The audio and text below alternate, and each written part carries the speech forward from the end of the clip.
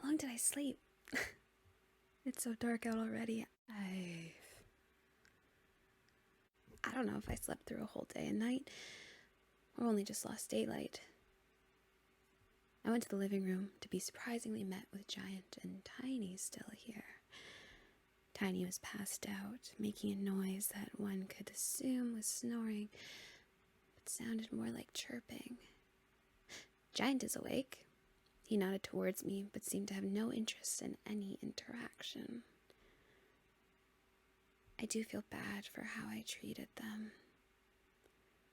To be fair, they didn't tell me Wayne sent them. If they had just said so instead of being all secretive, I wouldn't have had to been carried out of the building. Well, I may still have had to been carried out, but that's besides the point. I am curious as to why they're still here. It would be fair to make an assumption that they just must be in charge of stopping me from doing something stupid again. But does he really think that these two dopes could actually do so?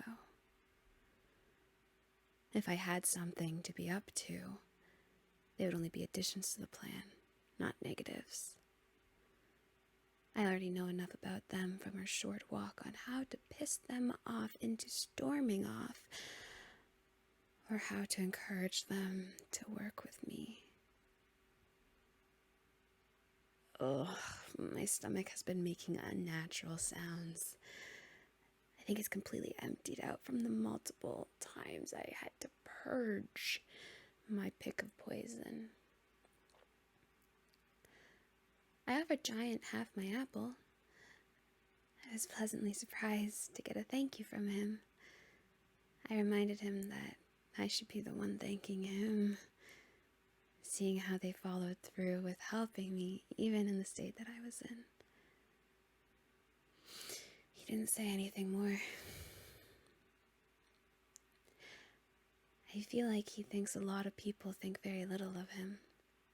You can see it in the way he carries himself. He's unnaturally tall, yet you can tell he tries to make himself smaller, even when sitting. His voice is as deep as you'd think it would be, just as Tiny's is as high as you'd believe.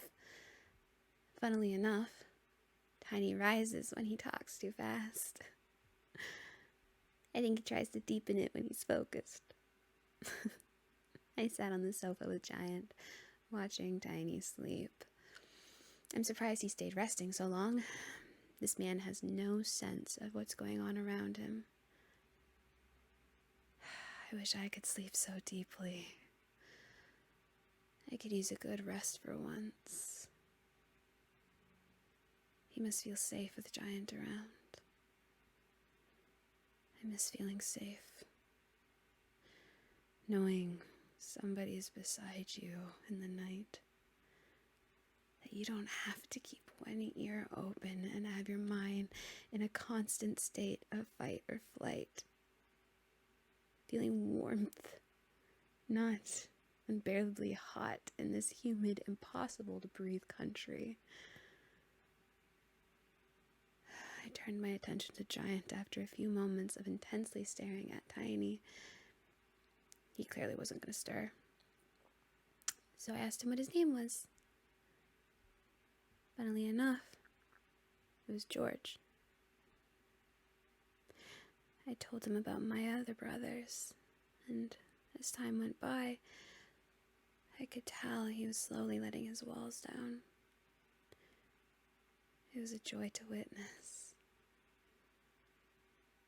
I don't think people take the time to sit and talk with him as they would with Philippe, Tiny.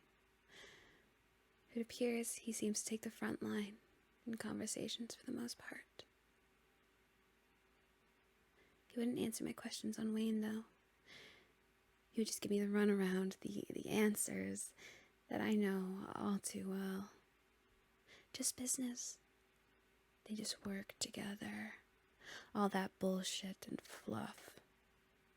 It actually answers far more than he realizes. Maybe Wayne didn't leave the life behind. Sucks that I'll never witness him trying to run a circus, though.